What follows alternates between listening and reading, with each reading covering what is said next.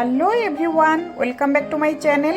আমি চলে এসেছি মঞ্জুস কিচেনে। আজকে আপনাদের জন্য নিয়ে এসেছি দুর্দান্ত একটা স্বাদের রেসিপি, সেটা হলো সাদা আলু দিয়ে ডিম কষা। তো এর আগে আমি অনেক ডিম কষা দিয়েছি, কিন্তু এটা একটু আলাদা। তো দেখতে থাকুন পুরো ভিডিওটি।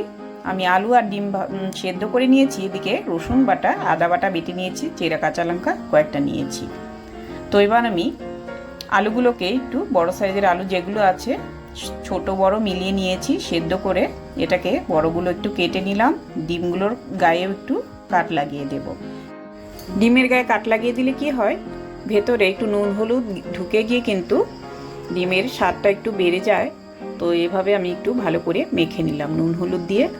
এবার একটা জারের মধ্যে একটা বড় সাইজের পেঁয়াজ কুচিয়ে নিয়েছি, সেটাকে একটু গ্রাইন্ড করে নেব হালকা করে। এবার গ্যাস জ্বালিয়ে দিয়েছি, কড়া বসিয়ে কড়াটাকে গরম করে 1 চামচ পোস্ত দানা নিয়েছি, হালকা করে রোস্ট করে নিলাম। এবার সেটা তুলে নিয়ে জিরে দিয়ে দিলাম, গোটা জিরে 1/2 চামচ পরিমাণ, সেটাকেও হালকা রোস্ট করে নিলাম। এ সময় গ্যাসের ফ্লেমটাকে মিডিয়াম করে তারপর মশলাগুলোকে ভেজে নেবেন। এবার তেল দিয়ে আমি ডিমটাকেও ভেজে নেব। 1 মিনিট ডিম ভাজা হয়ে গেল, 1 মিনিট পর তুলে নিলাম। এবার আর একটু তেল দিয়ে তারপর আলুটাকেও ভেজে নেব। আলুগুলোকে একটু দিয়ে একটু নাড়াচাড়া করে নিলাম। এবার একটু উপরে নুন দিয়ে দেব স্বাদ অনুযায়ী। এখানে কিন্তু আলুটার পরিমাণে আমি কিন্তু লবণটা দিয়ে নিলাম।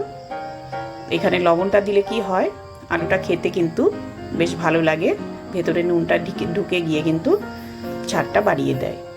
এবার সর্ষের তেল দিয়ে দিলাম, গরম মশলা দিয়ে দিলাম, 2 এলাচ, দারচিনি, লং, এদিকে 2 তেজপাতা, গোটা জিরে দিয়ে উপরে একটু ঘি ছড়িয়ে নিলাম। ঘিটার গন্ধটা যে পর্যায়ে চলে আসবে সেই পর্যায়ে আমি দিয়ে দিলাম পেঁয়াজ কুচি, রসুনের কয়েকটা কোয়া একসাথে দিয়ে দিলাম। এটাকে একটু 1 মিনিট একটু লালচে করে ভেজে নেব। এদিকে আমি 2 টমেটো কেটে নেব। আমি 2 টমেটো নিচ্ছি, এটা আমি একটু কুচিয়ে কেটে নেব।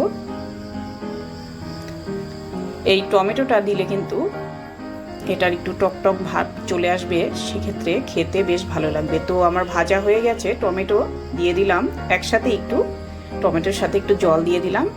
কারণ হলো আমার পেঁয়াজটাকে একটু ভাজাটা বেশি হয়ে গেছে, সেই জন্য একটু জলটা দিয়ে কড়াটাকে একটু ঠান্ডা করে নিলাম। এই পর্যায়ে একই সাথে আমি দিয়ে দেব রসুন বাটা, আদা বাটা দিয়ে টমেটো সমেত পেঁয়াজ সমেত আমি একটু ভালো করে মিশিয়ে নেব। এভাবে 1 থেকে 2 মিনিট একটু ভালো করে নাড়াচাড়া করে নেব। একই সাথে দিয়ে নেব জারের মধ্যে বেটে রাখা পেঁয়াজটাকে হালকা করে আমি একটু বেটে নিয়েছি।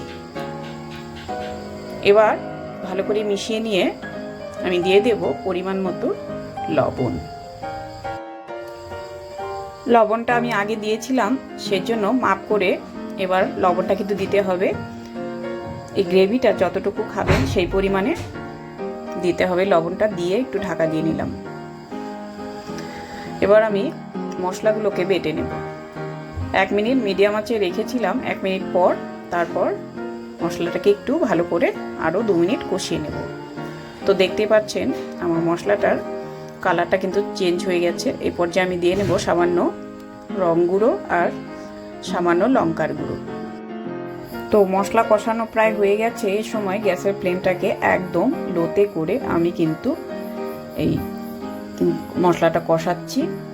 তো এবার আমি চেরা কাঁচা লঙ্কা কয়েকটা দিয়ে নেব। এর আগে আমি অনেক ডিম কষা দিয়েছি, তো এটা একটু আলাদা। তো দেখতে থাকুন। তো তার আগে বলি, আপনারা যারা আমার চ্যানেলে নতুন বন্ধু আছেন তারা একটু চ্যানেলটাকে সাবস্ক্রাইব করে নেবেন।